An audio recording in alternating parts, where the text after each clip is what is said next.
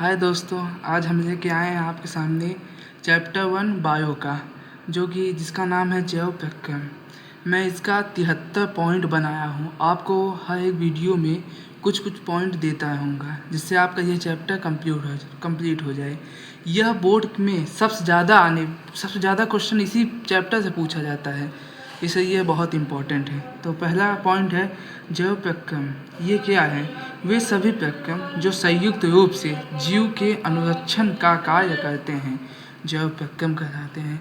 इनके प्रकार, दूसरा पॉइंट, यह 4 प्रकार होते हैं: पोषण, श्वसन, वहन, उत्सर्जन। तो हम चारों के अलग अलग टॉपिक है लिखा हूँ। पहला मैं लिखा हूँ पोषण। तो इसका है भोजन ग्रहण करना, पचे भोजन का अवशोषण एवं शरीर द्वारा अनुरक्षण के लिए उसका उपयोग पोषण कहलाता है। पोषण कितने प्रकार के होते हैं? पोषण 2 प्रकार के होते हैं: स्वपोषी पोषण और विषम पोषी पोषण। तो पहला हम बताते हैं स्वपोषी पोषण। पोषण का वह तरीका जिसमें जीव अपने आसपास के वातावरण में उपस्थित सरल अजैव पदार्थों जैसे CO2, पानी और सूर्य के प्रकाश से अपना भोजन स्वयं बनाते हैं। उदाहरण हो गया जैसे हरे पौधे। अब आप लोग बचपन में पढ़े स्वपोषी पोषण, ऐसा जीव जो अपना भोजन स्वयं से बनाता है, दूसरे के ऊपर निर्भर नहीं, उसे स्वपोषी पोषण। और दूसरा है विषम पोषी पोषण। तो पोषण का वह तरीका जिसमें जीव अपना भोजन स्वयं नहीं बना सकते, बल्कि अपने भोजन के लिए अन्य जीवों पर निर्भर होते हैं। उदाहरण मानव, हम लोग अपना भोजन स्वयं नहीं बनाते। हम जो खाने के लिए पत्ती, सब्जियां, ये सब पौधे से प्राप्त करते हैं। हम अपना भोजन स्वयं से नहीं, इसे विषम पोषी पोषण, हम लोग विषम पोषी पोषण में आते हैं। प्रकाश संश्लेषण, यह वह प्रक्रम है जिसमें स्वपोषी बाहर से लिए पदार्थ को ऊर्जा संचित रूप में परिवर्तित कर देता है।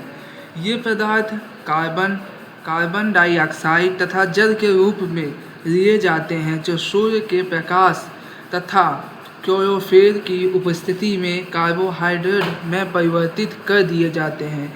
इसका एग्जाम्पल है 6CO2 + 12H2O। इसको हम सूर्य के प्रकाश में रखेंगे तो ये हो जाएगा C6H12O6 + 6O2 + 6H2O। तो इसके कच्ची सामग्री, प्रकाश संश्लेषण के लिए आवश्यक कच्ची सामग्री। इसके प्रकाश संश्लेषण कराने के लिए हमें क्या क्या कच्चे सामग्री की आवश्यकता पड़ती है? तो पहला होगा सूर्य का प्रकाश। ये प्रकाश, इसका सूर्य का प्रकाश इसमें आवश्यकता है। क्लोरोफिल की आवश्यकता है।